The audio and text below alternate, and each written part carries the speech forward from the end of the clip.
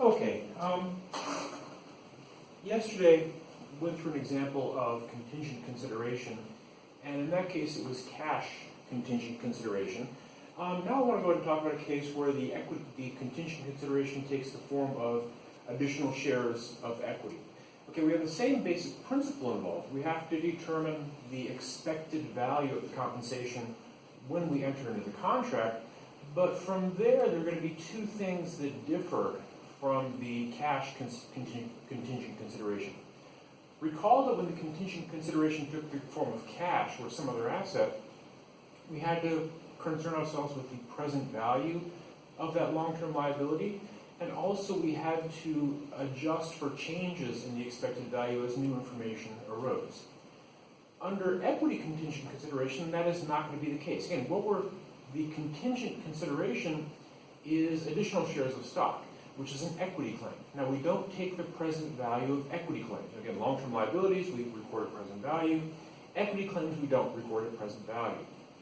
Secondly, one of the reasons we had to adjust for changes in expectations for the cash contingent consideration was that ultimately we're going to be writing a check for some amount of money, and we want the liability to equal the amount of the check that we're ultimately going to have to write. In the case of equity contingent consideration, the value of that contingent consideration is cast in stone when we enter into the agreement. Think of it as being similar to the distinction between stock options and stock appreciation rights. With stock options, the estimated fair value of the options is determined on the date of grant, and that number is cast in stone. In the case of stock appreciation rights, we adjust the cost, we adjust the compensation cost associated with those on an ongoing basis as the share price changes. In any event, let's assume we have another acquisition to be accounted for as a merger, and we're going to pay cash, or we're going to give them shares of stock or something in exchange for ownership. But in addition to the upfront payment, there's also going to be some contingent consideration. So let's say we have a contingent equity consideration.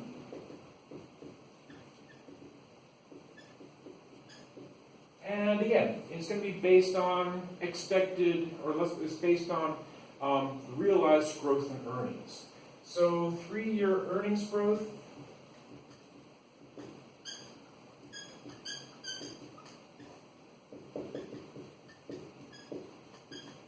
So let's say that if earnings growth is anywhere from 0 to 3%, there won't be any more shares. If earnings growth is 3.01 to 6%, there's going to be 20,000 shares. If earnings growth is 6.01% to 9%, there's going to be 50,000 shares. And if earnings growth is 9+%, we're going to award 90,000 shares. Okay, so these are the possible outcomes. If we attain these earnings growth levels after the merger, we're going to issue additional shares of stock. Again, 0 to 3% growth, no shares. 3 to 6%, 20,000 shares. 6 to 9%, 50,000 shares. 9% plus 90,000 shares. And just as was the case with the contingent cash consideration, we're going to sort of pull some probabilities out of thin air. So we say,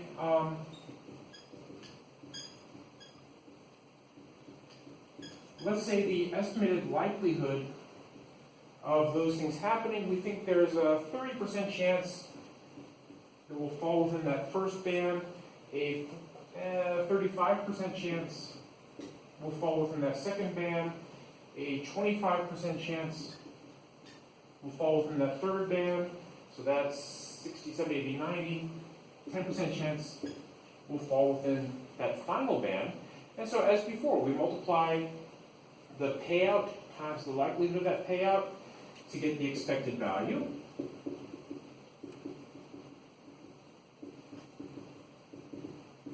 And so 0 times 30, 0, 35% times 20,000, 7,000, again, this is shares. 50,000 shares times 25%, and 90,000 shares times 10%. So the total expected value, 28,500 shares. Okay, so again, the expected value of this award, 28,500 shares. I need to, again, save my information somewhere here. So 0 to 3 is 0, 3 to 6 is 20,000, 6 to 9 is 50,000, and 9 plus is 90,000. And the expected value, 28,500 shares. Okay, so let's go ahead and assume that when we enter into this contract, the current share price is, let's say this is dollar par value stock.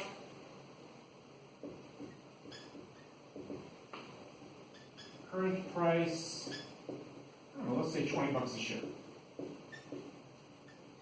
Okay, so we enter into this merger contract.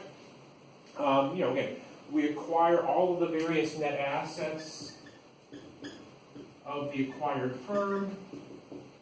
We record some goodwill. We write a check for the acquisition price.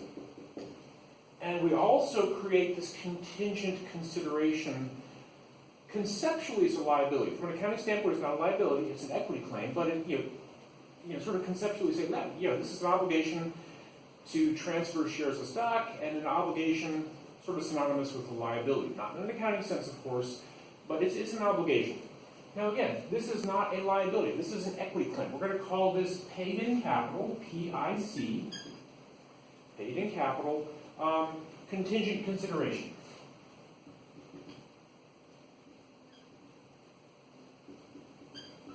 Now again, we've determined that the expected number of shares is 28,500. How much are those shares worth? Well, today, they're worth 20 bucks a share.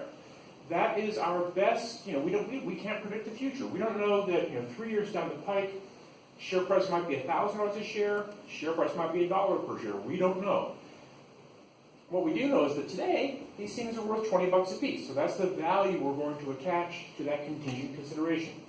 So 28,500 times 20 bucks a share is, what's that, $570,000?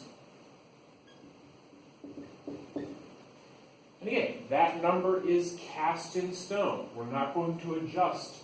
We're not going to adjust that cost for subsequent changes in the share price. If tomorrow or next year the share price rises to $1,000 a share, we're not going to increase the value of that paid in capital contingent consideration.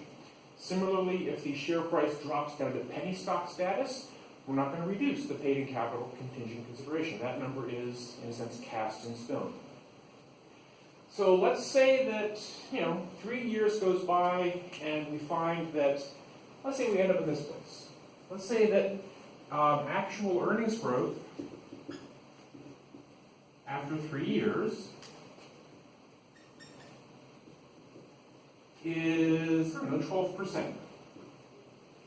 So, we're thinking happy day, this was a great merger because of, can't infer causality, but say, look, this has worked out great. Earnings growth is 12% compounded annually.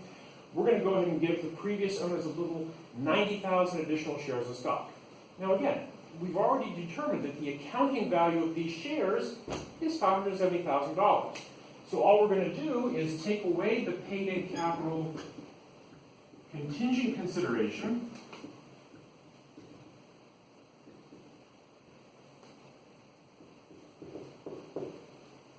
and replace it with a like amount of common stock.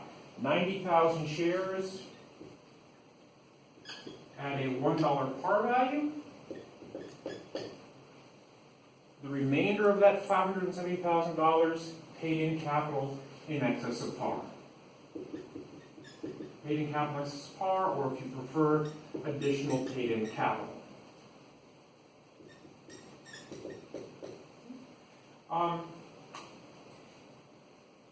At the other extreme, as long as I've got your attention, hopefully, at the other extreme, let's go ahead and assume that sales growth came in the 0% band. Sales growth came in at 1% annually. We're not going to give out any more shares.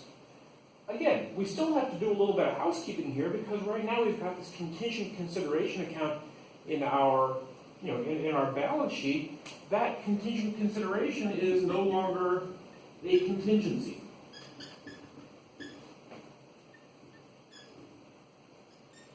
So we want to remove that from our owner's equity section. The question then is, well, what do we replace it with? Basically, this is value that we surrendered back on the date of the acquisition. We said, look, we're making this promise to you that is currently worth $570,000. We're not going to give that money. We're not going to give them any money. Basically, all we're going to do is reclassify this into sort of generic other paid-in capital.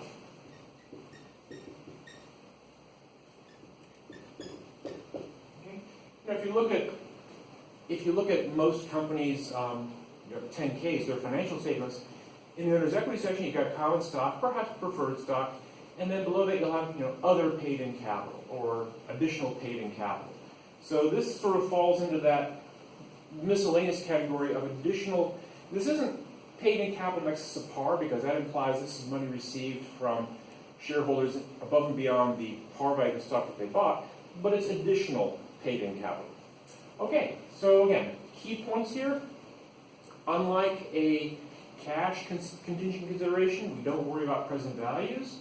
Second key point, unlike the cash contingent consideration, we don't adjust the value of that obligation as new information becomes available.